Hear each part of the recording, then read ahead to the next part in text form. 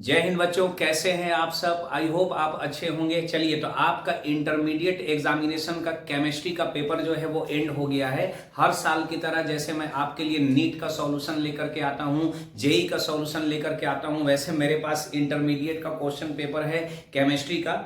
और मेरे पास जो सेट है वो मैं आपको दिखा दूं, ये सेट ई है जिसका मैं ए टू जेड सॉल्यूशन अभी ऑब्जेक्टिव्स का आपके सामने करना चाहता हूं।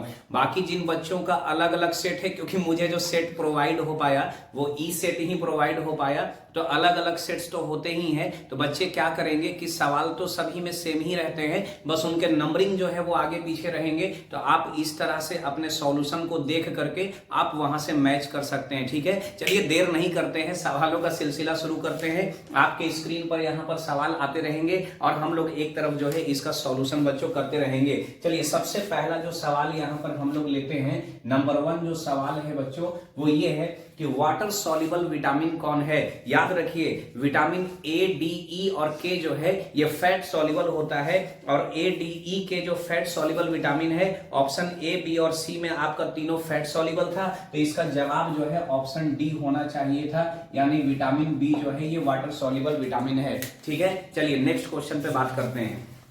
आई होप आपने बना लिया होगा और अपने बच्चे ने सभी सवालों को इजीली सॉल्व किया होगा। आपने पूरे के पूरे ऑब्जेक्टिव और पूरे पूरे के सब्जेक्टिव बनाए होंगे। आई होप, पूरी गारंटी है आप 100 में 100 मार्क्स लाएंगे। ठीक है, चलिए आगे चलते हैं। दूसरा नंबर जो सवाल था बच्चों वो ये था कि the purine base present in RNA. बच्चों, आरएनए में एक ही बेस अलग होता है जिसका नाम यूरेसिल है, आप बहुत अच्छे से जानते हैं। तो इसका जो ऑप्शन है ये भी ऑप्शन डी होना चाहिए था, और इसका जवाब जो है बच्चों वो यूरेसिल है। ठीक है, आइए सवाल नंबर 3 पर बात करते हैं। The product of addition polymerization. Addition polymerization से आपको क्या मिलता है? तो एक था पीवीसी, दूसरा था नाइलॉन, तीसरा था टेरिलीन और चौथा था पॉलीअमाइड। याद रखिए, जो पॉलीविनाइल क्लोराइड है, पीवीसी जो है वो एडिशन रिएक्शन से बनता है बच्चों, तो इसका जवाब ए होना चाहिए था और जवाब होता पीवीसी। ठीक, चलिए 4 नंबर सवाल पे बात करते हैं हम लोग। बच्चों 4 नंबर सवाल आपका था कि विच of the following is thermosetting plastic. ये वेरी सिंपल था कि थर्मोसेटिंग प्लास्टिक। पहले तो थर्मोसेटिंग प्लास्टिक का मतलब क्या होता है ये समझना था कि जो हीट करने के बाद जब ठंडा करे तो और भी हार्ड हो जाए, जैसे इलेक्ट्रिकल स्विच हो गए, आपके कुकर के हैंडल होते हैं ना बच्चों, वो हो गए, यानी इसे हम बेकेलाइट बोलते हैं। क्या बोला जाता है बच्चों? बेकेलाइट। यानी 4th का जो आपका जवाब है वो ऑप्शन नंबर सी होना चाहिए बच्चों, बेकेलाइट होना चाहिए। ठीक, चलिए 4 नंबर सवाल आपका हो गया। आइए 5 नंबर सवाल 5th में हम लोग बात करते हैं। 5 नंबर सवाल आपका क्या बोल रहा है कि the medicine which lowers the fever are called. याद कीजिए, मैंने आपको पढ़ाया था एंटीपायरेटिक वो ड्रग्स होते हैं जो हाई फीवर में बॉडी टेम्परेचर को बच्चों लो करते हैं। इसका जवाब होना चाहिए सी, और इसका जो ऑप्शन सही था वो एंटीपायरेटिक होना चाहिए बच्चों। आइए 6 नंबर सवाल पे बात करते हैं। छठा सवाल था विच of the following is disaccharide. Very simple, आपका ग्लूकोज नहीं हो सकता था, फ्रुक्टोज नहीं हो सकता था भैया, मोनोसैकेराइड है। स्टार्च क्या है? पॉलीसैकेराइड है। तो ऑप्शन नंबर ए आपका दिया हुआ था, ए पे टिक करना था, जिसका नाम है बच्चों सुक्रोज। आप इधर सवाल देख रहे हैं, मैं इसीलिए सारा सवाल जो है वो ले रहा हूं। इसका हिंदी वर्जन जो है वो भी आपके सामने है और इंग्लिश भी आपके सामने है, आप दोनों में अपना टिक कर सकते हैं, दोनों में आप देख सकते हैं। चलिए ठीक है, 7 नंबर जो सवाल है बच्चों आपका वो कह रहा है कि alkali salt of palmitic acid is known as. Alkali salt का मतलब वैसा बेस जो पानी में घुल जाए। अगर बेस का रिएक्शन पाल्मिटिक एसिड के साथ कराया जाए तो सोडियम पाल्मेट या पोटेशियम पाल्मेट ऐसा बनेगा। ये बच्चों सोप का कॉम्बिनेशन है जिसे sodium salt of fatty acid हम लोग बोलते हैं। तो इसका ऑप्शन सी होगा, यानी इसका जवाब बच्चों सही जवाब सोप होना चाहिए। चलिए सवाल नंबर 8 पे बात करते हैं। सवाल नंबर 8 जो था वो आपसे पूछा था कि विच of the following is structural formula of hypophosphorous acid. बच्चों मैं हाइपोफॉस्फोरस एसिड थोड़ा बताना चाहूंगा। हाइपोफॉस्फोरस एसिड जो होता है, इस एसिड का बच्चों फॉर्मूला होता है H3PO2। क्या फॉर्मूला है बच्चों? H3PO2।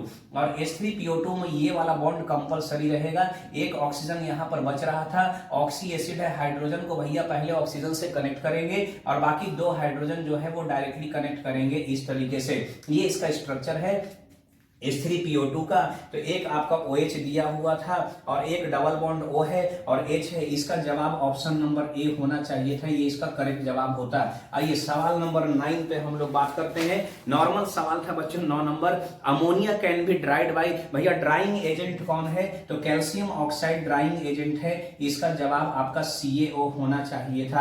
आइए सवाल नंबर 10 पे बात करते हैं बच्चों। सवाल नंबर 10 बहुत अच्छा सवाल था कि इसमें से पूछा गया था कि विच of the following is strongest base. बच्चों यहाँ पर जो सवाल दिया गया था ये आपका यहाँ पर एक NH3 है और दूसरा यहाँ पर PH3 है और तीसरा यहाँ पर ASH3 है और चौथा यहाँ पर SbH3 है। बच्चों डाउन द ग्रुप जब हम लोग जाते हैं पीरियोडिक टेबल में तो ऐसे डाउन द ग्रुप जाएंगे तो बॉन्ड डिसोसिएशन एनर्जी घटता है और इसका एसिडिक नेचर जो है वो बच्चों एसिडिक नेचर इसका बढ़ता है। तो down the group acidic nature भैया बढ़ रहा है तो सबसे ज्यादा एसिडिक जो है वो SbH3 है और स्ट्रॉन्गेस्ट बेस पूछा था तो भैया ऊपर वाला सबसे स्ट्रॉन्गेस्ट बेस हो जाता, इसका जवाब डी हो जाता बच्चों, NH3 हो जाता। मैंने सवालों का रीजन भी आपको दे दिया है ताकि आपको ये भी समझ में आए कि कहां सही और कहां गलत आपने किया है। चलिए अगला सवाल पे हम लोग चलते हैं। चलिए तो सवाल नंबर 11 पे बात करते हैं। 11th पे बच्चों हाइब्रिडाइजेशन पूछा गया था SO3 का। 11 नंबर सवाल, सिंपल सवाल में ये सब आ रहा है बच्चों। SO3 था, SO3 का ये आपका स्ट्रक्चर है भैया, सल्फर 6 बॉन्ड बनाएगा और ये 6 में 3 सिग्मा बॉन्ड है और प्लस 3 पाई बॉन्ड है बच्चों। तो पाई बॉन्ड तो हाइब्रिडाइजेशन में गिनती नहीं होता है, तो 3 सिग्मा बॉन्ड से हाइब्रिडाइजेशन हो जाता है sp2। तो भैया इसका जवाब होता है ए और आपको टिक मारना था sp2 पे। चलिए सवाल नंबर 12 पे बात करते हैं। The maximum covalency of nitrogen is, एकदम याद रखना है भैया नाइट्रोजन 3 ही बॉन्ड बनाता है क्योंकि वैकेंट डी ऑर्बिटल नहीं है जिससे अपने वैलेंसी को एक्सपेंड कर सके, तो 5 पे कभी टिक कर ही नहीं सकते थे, तो मैक्सिमम 3 ही होता और जवाब इसका ऑप्शन नंबर बी होता। आइए 13 नंबर सवाल पे बात करते हैं बच्चों। The number of unpaired electron in one molecule of liquid oxygen, liquid oxygen के एक मॉलिक्यूल में, molecular orbital theory chemical bonding में आपने देखा था क्लास 11th में, O2 जो है भैया पैरामैग्नेटिक होता है और इसके पास अनपेयर्ड इलेक्ट्रॉन 2 रहेगा, ऑप्शन नंबर बी यानी 2 पे आपको टिक करना था। ठीक है चलिए सवाल नंबर 14 पर आइए। सवाल नंबर 14 कह रहा है कि the most abundant noble gas in atmosphere. बच्चों एटमोस्फेयर में सबसे ज्यादा कौन सा नोबल गैस होता है? भैया ये मेमोरी बेस्ड सवाल था, सबको पता है कि आर्गन जो है वो सबसे ज्यादा पाया जाता है, ऑप्शन नंबर बी पर आपको टिक करना था। आइए सवाल नंबर 15 पे हम लोग बात करते हैं बच्चों। Which of the following adsorption forms multi-molecular layer? याद करिए एड्सॉर्प्शन 2 तरह का, एक फिजिकल एड्सॉर्प्शन और दूसरा क्या था? Chemical adsorption. भैया फिजिकल एड्सॉर्प्शन में वीक फोर्स लगता था, केमिकल में स्ट्रॉन्ग लगता था, तो वहां पे केमिकल बॉन्ड होता था तो यूनी लेयर एक ही लेयर चढ़ता था, लेकिन फिजिकल एड्सॉर्प्शन में कई लेयर आ सकते थे, इसलिए आपको टिक करना था बच्चों ए पर और इसका जवाब होता फिजिकल एड्सॉर्प्शन। क्या जवाब होता बच्चों? Physical adsorption.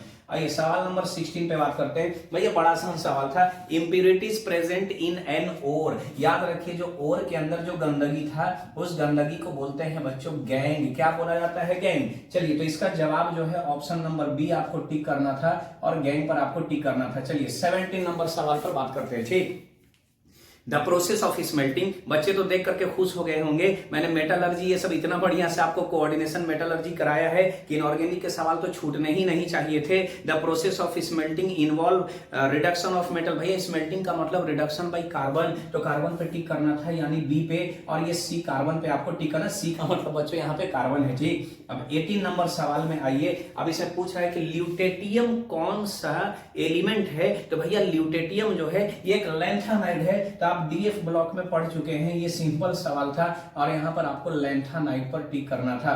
आइए 19 नंबर सवाल पे बात करते हैं। बच्चों पूछ रहा है कि element of which atomic number belongs to 3D transition series.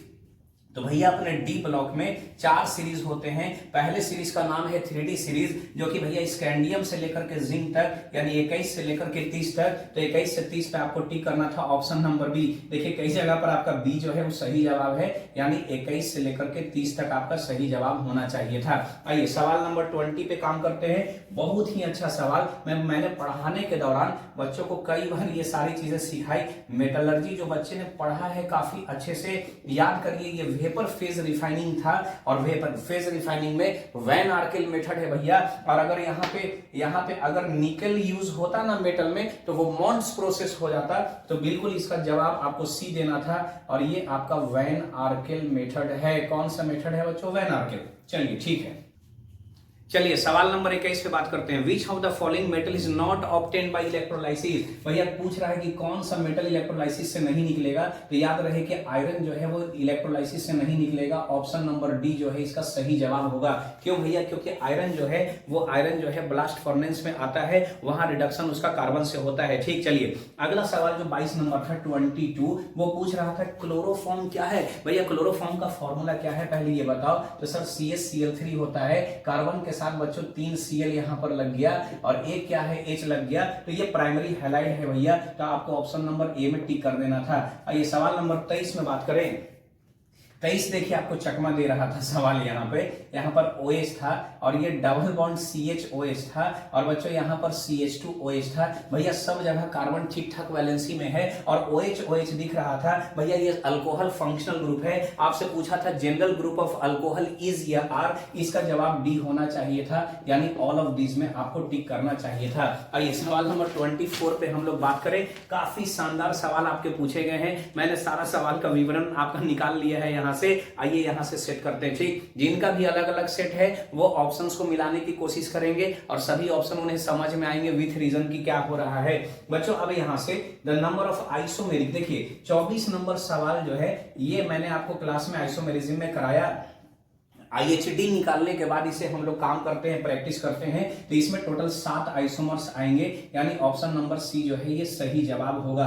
25 number में K2Cr2O7 methyl alcohol on oxidation with acidified K2Cr2O7। बच्चों मिथाइल अल्कोहल का फॉर्मूला क्या है? CH3OH है। इसका जब ऑक्सीडेशन करवाएंगे इसका जब ऑक्सीडेशन करवाएंगे तो बच्चों ये चेंज करेगा HCHO मिथेनॉल में चेंज करेगा, यानी अल्कोहल एल्डिहाइड में चेंज करेगा। पावरफुल ऑक्सीडाइजिंग एजेंट है, एक बार और ऑक्सीडाइज होगा तो भैया फॉर्मिक एसिड में चेंज कर जाएगा, यानी आपको ऑप्शन नंबर सी HCOOH पे टिक मारना था, ये आपका सही जवाब होता। चलिए 26 नंबर सवाल पे बात करते हैं। बच्चों 26 नंबर सवाल बोल रहा है कि diethyl ether find its use in medicine as. बच्चों ईथर का काम क्या है? तो ये एनेस्थेसिया में बेहोश करने के लिए यूज होता है, तो आपको एनेस्थेटिक में टिक कर देना था। इसका जवाब है एनेस्थेटिक। ये आपका एकदम केमिस्ट्री इन एवरीडे लाइफ से सवाल है, नॉर्मल सवाल था, यहां से आपको टिक करना था। 27 में आ जाइए। The general formula of carbonyl compound. Carbonyl compound का मतलब जिसमें C डबल बॉन्ड O होना जरूरी है, ये बॉन्ड रहेगा तो उसे कार्बोनिल बोलेंगे। बच्चों CnH2nO होना चाहिए, ऑप्शन नंबर ए पर आपको टिक करना था। आइए 28 नंबर सवाल देखिए। एट रूम टेम्परेचर फॉर्मल्डिहाइड क्या है? भैया रूम टेम्परेचर पर फॉर्मल्डिहाइड क्या है? कौन नहीं जानता है? फॉर्मल्डिहाइड जो है वो गैस होता है। फॉर्मल्डिहाइड क्या होता है बच्चों? गैस होता है। चलिए 29 नंबर सवाल पे अभी डिस्कस करते हैं। The specific rate constant of first order reaction. First order reaction का जो रेट कांस्टेंट है वो किस पे डिपेंड करेगा? भैया टेम्परेचर पर, किसी पर डिपेंड करे या ना करे, टेम्परेचर बढ़ाओगे रेट ऑफ रिएक्शन बढ़ेगा, ये जनरल कॉन्सेप्ट है। चलिए ठीक है, अब उसके बाद 30 नंबर सवाल पे आ जाते हैं। बच्चों 30 नंबर आपका सवाल क्या है कि the hydrolysis of ethyl acetate in the presence of dilute NaOH in A reaction of which order. तो ये आपका सेकंड ऑर्डर का रिएक्शन था, ऑप्शन नंबर बी में आपको टिक करना। मैंने रिएक्शन आपका कॉपी में लिखा रखा है, तो वहां से आपने जानते हैं कि ये सेकंड ऑर्डर का रिएक्शन है। 30 सवाल मैंने डिस्कस कर दिया है, आप इसे नोट करें, आगे चलते हैं हम लोग।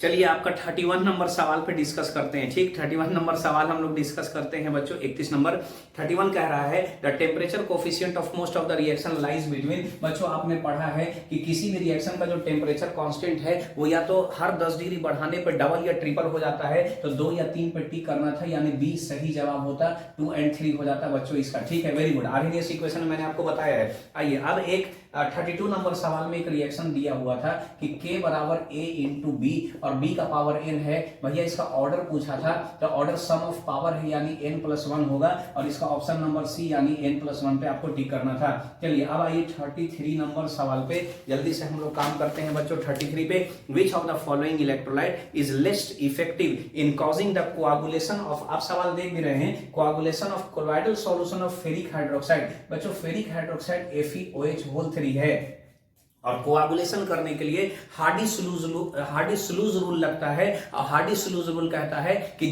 जैसे जैसे चार्ज बढ़ेगा तो कोआगुलेशन पावर बढ़ेगा। तो भैया K2SO4 में तो 2 निगेटिव था, K2CrO4 में 2 निगेटिव था, FeCN6 में 3 निगेटिव था, तो KBr में 1 निगेटिव है। तो मिनिमम सबसे यही कोआगुलेट करेगा, क्योंकि जिसमें चार्ज सबसे कम होगा कोआगुलेशन पावर सबसे कम होगा, यानी ऑप्शन नंबर ए यानी KBr पर आपको टिक करना था। सवाल नंबर 34 पर आइए, विच of the following is emulsifier. सबको पता है भैया सोप जो है इमल्सिफायर है, तो ए यानी सोप पे आपको टिक कर देना था। 35 नंबर सवाल में आ जाइए, विच of the following catalyst, Haber's process में कौन सा कैटलिस्ट यूज हो रहा है? वेरी सिंपल, तो आयरन कैटलिस्ट और मॉलिब्डेनम प्रोमोटर है, यानी ऑप्शन नंबर बी पे आपको टिक करना चाहिए था। सवाल नंबर 36 में आइए, the number of atoms present in body centre unit cell. BCC unit cell में नंबर ऑफ एटम कितने हैं? सब बच्चे जानते हैं सर, नंबर ऑफ एटम 2 होते हैं, ठीक। उसके बाद आइए 37 नंबर सवाल में, विच of the following is not a crystalline solid. भैया KCl था, CaCl था, ग्लास था, रोमिक सल्फर था। याद करिए ग्लास एमरफस सॉलिड होता है, क्योंकि ग्लास धीरे धीरे लिक्विड के जैसा फ्लो करता है, इसलिए आपको ऑप्शन नंबर सी पे टिक करना था, ग्लास पे टिक करना था। नेक्स्ट सवाल पे आते हैं बच्चों। अब यहां से पूछ रहा है how many kind of Bravais lattice are possible. कितने तरह के ब्रेवियस लैटिस होते हैं? तो भैया लैटिस 14 टाइप के होते हैं ब्रेवियस लैटिस। पहली बार ब्रेवियस नाम के साइंटिस्ट ने बताया था, तो ऑप्शन नंबर डी पे टिक करना था, यानी 14 पे टिक करना था। चलिए अब 39 नंबर सवाल में आइए, the percentage of free space in body centre cubic unit cell. Body centre यानी BCC में आपको पता है कि यहाँ पे 68% जो है जगह भरा हुआ होता है, और 100 में से 68 अगर घटा दीजिए तो बच्चों 32% वॉइड्स रहेगा, यानी ऑप्शन नंबर ए 32% पे आपको टिक करना था। ठीक है, चलिए अब यहाँ पे 40 नंबर सवाल पे हम लोग बात करते हैं बच्चों। 40 नंबर कह रहा है, इन इलेक्ट्रोलाइसिस ऑक्सीडेशन टेक्स प्लेस। बच्चों इतना याद करते करते आप थक गए, ऑक्सीडेशन भैया हमेशा एनोड पर होता है, तो सवाल नंबर 40 का ऑप्शन ए यानी एनोड पर आपको टिक करना था। चलिए ठीक है, चलिए अब सवाल नंबर 41 पे बात करते हैं, the quantity of Faraday law of electrolysis पे ये सवाल था बच्चों आपका 41 नंबर, और कह रहा है कि 32 ग्राम ऑक्सीजन दिया हुआ था। आइए मैं इसे सॉल्व करता हूं। 32 ग्राम ऑक्सीजन का मतलब 32/8, 8 इसका इक्विवेलेंट वेट है, तो बच्चों 4 इक्विवेलेंट हो गया, और जितना इक्विवेलेंट उतना फैराडे। 4 फैराडे पे टिक करना था, 4 फैराडे पे, यानी ऑप्शन नंबर डी जो है वो सही होता। आइए सवाल नंबर 42, इसे पूछ रहा है रस्ट जंग क्या है? तो हाइड्रेटेड फेरिक ऑक्साइड है, इसका ऑप्शन डी है, डी पे आपको टिक करना था।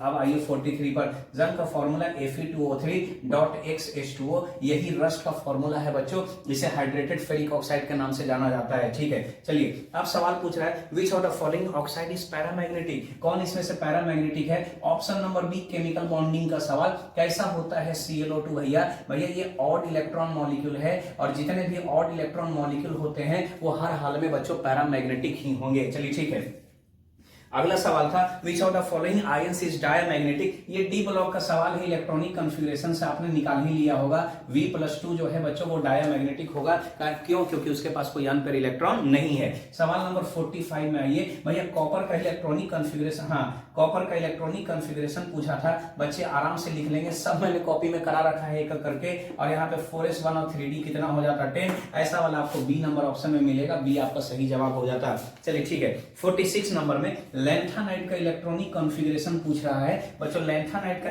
N-2F 1 से लेकर के 14 तक, और N-1D हो गया, 0 या 1 रहेगा यहाँ पे, और NS में 2 रहेगा। ठीक, लेकिन इस तरह का ऑप्शन जो है मुझे कहीं भी सवाल में नहीं दिख रहा था डायरेक्टली, लेकिन ए नंबर ऑप्शन में ये बिल्कुल सेम टू सेम दिख रहा था, तो बिल्कुल सही जवाब है। आपको ए नंबर पे इसे टिक कर देना था, क्योंकि उसमें पी भी थोड़ा सा इन्वॉल्व कर दिया है। पी में 6 चलो रहता ही है, लेकिन एक एक्चुअल कॉन्फ़िगरेशन यही होना चाहिए था, और ये लगभग मैच कर रहा है। ए से ए पर आपको टिक करना था। चलिए ठीक है, अब यहाँ से 47 नंबर सवाल। आई होप आपके सभी सवाल सही हो रहे होंगे, और मैं हमेशा कहता हूं कि लास्ट वाले सवाल को भी आप पहले टच किया करिए, क्योंकि लास्ट में कई सारे सवाल ऐसे थे जो बहुत इजी थे, वहां पे 10-15 ऑब्जेक्टिव तो ऐसे ही बन जाते। सवाल नंबर 47 में आइए, पूछ रहा है which of the following compound can be coloured, तो भैया क्यूप्रस फ्लोराइड जो है CuF2 कलर होता है और ऑप्शन नंबर बी पे आपको टिक करना था। सवाल नंबर 48 में K4FeCN6, बच्चों ये सब पढ़ते पढ़ते आप थक गए हैं, कई सारे माने हम लोग शुरू करते हैं तो यही एग्जांपल लेते हैं, यहाँ -6 + 4 तो ये हो जाएगा +2, आयरन का ऑक्सीडेशन नंबर +2 यानी ए पर टिक करना था, +2 पर टिक करना था। आइए 49 नंबर सवाल में आपसे पूछ रहा है इफेक्टिव एटॉमिक नंबर का सवाल आया है, बढ़िया सवाल आया था बच्चों। यहाँ पे CO है, En का होल 2 और Cl2 है और यहाँ पर प्लस है, ठीक। तो इफेक्टिव एटॉमिक नंबर निकालने के लिए पहले इसका एटॉमिक नंबर लेंगे, इसका एटॉमिक नंबर 27 है कोबाल्ट का और इस पर चार्ज आ जाएगा +3, तो यहाँ पे -3 आपको कर देना है, तो ये टोटल हो जाएगा बच्चों 24। और ये बाइडेंटेड लाइगेंड है, अकेले 2 पेयर देगा तो 2 मिलके 4 पेयर देगा, तो इलेक्ट्रॉन हो जाएंगे 8, तो 24 और 8 आप ऐड करेंगे 32 और यहाँ से 2 पेयर आएंगे यानी 4 इलेक्ट्रॉन यहाँ से आएंगे, तो 24 और 4 ऐड करेंगे तो 28 और उसमें 8 ऐड करेंगे तो 36 पे आपको टिक मारना था, यानी ऑप्शन नंबर भी 36 जो है इसका सही जवाब होता। आइए सवाल नंबर 50 पर बात करते हैं, ठीक। तो सवाल नंबर 50 क्या है, the structure of complex NiCN4। देखिए सबसे पहले हम लोग NiCl4 2- पे बात करते हैं, फिर मैंने NiCN4 2- आपको बताया, NiCO4 मैंने आपको बताया, भैया ये स्ट्रॉन्ग फील्ड लिगेंड था, SFL था, तो पेयरिंग होता वहां पर और स्क्वायर प्लेनर के लिए स्ट्रक्चर जाता, ऑप्शन नंबर सी पे टिक करना था, यानी स्क्वायर प्लेनर पे आपको टिक करना था। ये आपके 50 सवाल मैंने पूरे कर दिए हैं, ठीक। चलिए सवाल नंबर 51 पे मैं आता हूं, यहां से सवाल नंबर 51 पे काम करते हैं बच्चों। IUPAC नेम पूछा था 51 नंबर सवाल में और सवाल दिया गया था CONH3। सवाल आप देख भी पा रहे होंगे, जिनके पास नहीं है सवाल, ऐसे तो जो एग्जाम दिए हैं तो सवाल होगा ही, लेकिन जो नए बच्चे हैं वो प्रैक्टिस यहां से कर सकते हैं। भैया हेक्सा अमाइन हो जाता, कोबाल्ट 3 क्लोराइड, यानी ऑप्शन नंबर ए पर आपको टिक करना था। 52 पर आ जाइए, विच of the following can not show linkage isomerism. भैया लिंकेज आइसोमेरिज्म शो करने के लिए शो करने के लिए आपको वैसे लिगेंड्स होने चाहिए जो दोनों तरफ से इलेक्ट्रॉन दे सकते हैं, यानी एम्बीडेंटेड होने चाहिए, तो NO2- सही था, ये CN भी ठीक था, तो कौन लिंकेज नहीं देगा, तो NH3 पे टिक करना था, यानी ऑप्शन नंबर डी पे आपको टिक करना था, NH3 इसका सही जवाब होता। 53 नंबर सवाल में आ जाइए, कहता है रिएक्शन ऑफ प्राइमरी अमाइन। देखिए primary amine with chloroform in the presence of alcoholic KOH, भैया 1 डिग्री अमाइन का क्लोरोफॉर्म और बेस के साथ रिएक्शन कराइएगा। आइसोसाइनाइड टेस्ट है जिसे कार्बाइल अमाइन रिएक्शन के नाम से जाना जाता है। मिथाइल आइसोसाइनाइड वाला आपको याद होगा, भोपाल गैस ट्रेजेडी वाला आपको याद होगा, तो ऑप्शन नंबर डी पे टिक कर देते हैं। 54 पर आइए, विच of the following is chloral. याद है जब DDT बना रहे थे तो DDT बनाते टाइम क्लोरल आया था, ट्राई क्लोरोएसिटल्डिहाइड होना चाहिए था, तो ऑप्शन नंबर ए पे टिक करते, CCl3CHO पर टिक कर दिया जाता बच्चों। 55 नंबर सवाल पर आ जाइए, विच ऑफ द फॉलोइंग है जीरो डाइपोल मोमेंट, किसमें चार्ज नहीं होता है, ऑप्शन नंबर बी यानी CCl4 जो है इसका सही जवाब होता। जैसे जैसे क्लोरीन बढ़ेगा भैया डाइपोल मोमेंट घटेगा। अब यहाँ पे एक कंपाउंड था जिनका IUPAC नेम इनको चाहिए था, ये CH है, यहाँ पर CH3 और ऊपर में CH3 और यहाँ पर Cl है। बच्चों एक से ज्यादा प्रीफिक्स था, तो अब नंबरिंग के लिए पोजीशन दोनों तरफ से सेम आ रहा था, तो अब अल्फाबेटिकल फॉलो कर लेते, 1 2 3 4 कर लेते, 2 क्लोरो 3 मिथाइल और ब्यूटेन हो जाता बच्चों, इसका जवाब हो जाता ऑप्शन नंबर बी, यानी 56 का बी पे आपको टिक कर देना था। ये 57 में अब एक सेल दिया था, सेल में सिर्फ जोड़ना था, तो इसका ऑप्शन नंबर ए यानी 1.2 वोल्ट का इसका जवाब हो जाता। वेरी सिंपल सवाल है, बड़ा आसानी से आप कर पाते। चलिए सवाल नंबर 58 में यूनिट ऑफ स्पेसिफिक कंडक्टेंस का यूनिट पूछ रहा है, तो स्पेसिफिक कंडक्टेंस का यूनिट साइमन पर सेंटीमीटर और साइमन के जगह पे पर ओम दिया था, तो इसका जवाब आपको सी पे टिक कर देना था, यानी पर ओम पर सेंटीमीटर पे आपको टिक करना था। चलिए ठीक है, अब आते हैं सवाल नंबर 60 पे बच्चों, सवाल नंबर 59 पर बच्चों। तो सवाल नंबर 59 में पूछ रहा है कि विच of the following aqueous solution is highest boiling point, यानी हाईएस्ट बॉइलिंग पॉइंट किसका होगा, तो भैया हाईएस्ट बॉइलिंग पॉइंट उसका होगा जिसमें नंबर ऑफ एटम ज्यादा होंगे, तो ग्लूकोज और दूसरा था सुक्रोज, ये दोनों नो एसोसिएशन नो डिसोसिएशन में थे। NaCl टूटता तो 2 आयन में और CaCl2 टूटता तो 3 आयन में, ऑप्शन नंबर डी पे आपको डायरेक्ट टिक करना था 1% CaCl2 पे। चलिए ठीक है, आइए सवाल नंबर 60 पे बात करते हैं। विच of the following is not colligative property. सब बच्चे जानते हैं सॉल्यूशन चैप्टर में 4 ही कॉलिगेटिव प्रॉपर्टी होते हैं, elevation of boiling point, depression of freezing point, osmotic pressure. भैया वेपर प्रेशर ए में दिया था, लेकिन relative lowering of vapour pressure जो है वो आपका कॉलिगेटिव प्रॉपर्टी है, तो ए पर आपको टिक करना था, यानी वेपर प्रेशर कॉलिगेटिव प्रॉपर्टी नहीं होता है। चलिए 10 सवाल और आपके बच रहे हैं, मैंने 60 सवाल आपका कंप्लीट कर दिया है। 61 नंबर से आ गई है। अब यहाँ से 61 आप मिलाएंगे यहाँ से, an aqueous solution of which of the following compound shows abnormal osmotic pressure. तो इसके लिए सॉलिड डिसोसिएशन और एसोसिएशन वाला होना चाहिए। पहला यूरिया था, दूसरा सॉल्ट था, तीसरा में ग्लूकोज और चौथा में सुक्रोज। याद रहे यूरिया, ग्लूकोज और सुक्रोज भैया टूटता नहीं है, तो कॉमन सॉल्ट यहाँ पर जवाब हो जाता। बी पे आपको टिक कर देना था, कॉमन सॉल्ट का मतलब भैया NaCl है। 62 पे आते हैं, तो पूछ रहा है the solution which shows positive और negative deviation from Raoult's law. अगर राउल्ट्स लॉ में पॉजिटिव और नेगेटिव डेविएशन अगर आया बच्चों, तो ऐसे सॉल्यूशन को बोलते हैं नॉन आइडियल सॉल्यूशन। ये सब आपने पढ़ा है, ऑप्शन नंबर सी पे आपको टिक करना था। चलिए 63 नंबर सवाल पे आ जाइए।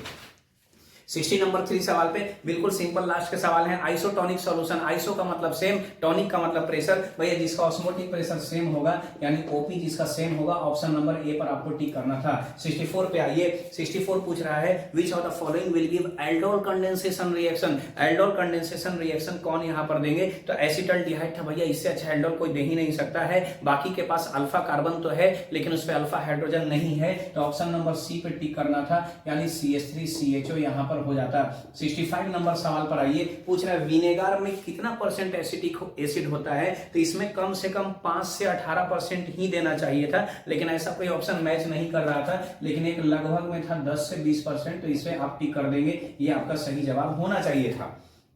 अब आपसे पूछा कि भैया इसका IUPAC नेम बता दो, CH3COO C2H5 का, तो ये आपका CH3 था, COO और यहाँ पे C2H5। बच्चों ये ईस्टर का नेमिंग था, और ईस्टर का नेमिंग में सबसे आगे पहले मिथाइल आता, और एक ही ऑप्शन में मिथाइल था ए में, ऑप्शन नंबर ए में आपको टिक करना था, मिथाइल प्रोपेनोएट जो है इसका नाम हो जाता। चलिए ठीक है, सवाल नंबर 67 में आते हैं बच्चों। The general molecular formula of amine is. Amine का जनरल फॉर्मूला क्या है, सभी बच्चे जानते हैं सर, CNH2n+1, CNH2n+3 और साथ में एक N होना चाहिए नाइट्रोजन, इसका जनरल फॉर्मूला था। सवाल नंबर 68 में आइए। विच of the following is Hinsberg reagent. मैंने प्रैक्टिकल ऑर्गेनिक केमिस्ट्री में पढ़ा रखा है कि हिंसबर्ग रिएजेंट कौन होंगे, तो बेंजीन सल्फोनिल क्लोराइड, यानी ऑप्शन नंबर ए पर आपको टिक करना था। आइए सवाल नंबर 69 पे। अब एक स्ट्रक्चर दिया था और पूछा था ये कौन सा अमाइन है। बच्चों जरा याद करो, अलग अलग अमाइन के अलग अलग फंक्शनल ग्रुप है, तो NH2 कितने डिग्री अमाइन के फंक्शनल ग्रुप है, 1 डिग्री अमाइन के, तो प्राइमरी अमाइन पर टिक करना था, यानी ए पर टिक कर देना था। आइए सवाल नंबर 70 में आइए। इसे पूछा था source of fat and oil is, यानी फैट और ऑयल का सोर्स कौन है, मिल्क था, बटर है, चीज है, ऑल ऑफ दिस, तो ऑल ऑफ दिस पे यानी डी पर आपको टिक करना था। ये आपके टोटल 70 ऑब्जेक्टिव्स थे जो मैंने आपके एक एक करके डिस्कस कर दिए। बाकी सब्जेक्टिव तो आपने कर ही लिए होंगे, तो आप अपने ऑब्जेक्टिव को मैच करने की कोशिश करेंगे, और बच्चों जिनका अलग अलग सेट है वो मिलाने की कोशिश करेंगे। ठीक है, आई होप आपके बेटर फ्यूचर के लिए आपका अच्छा नंबर आ रहा होगा। मिलते हैं अगले लेक्चर में। जय हिंद।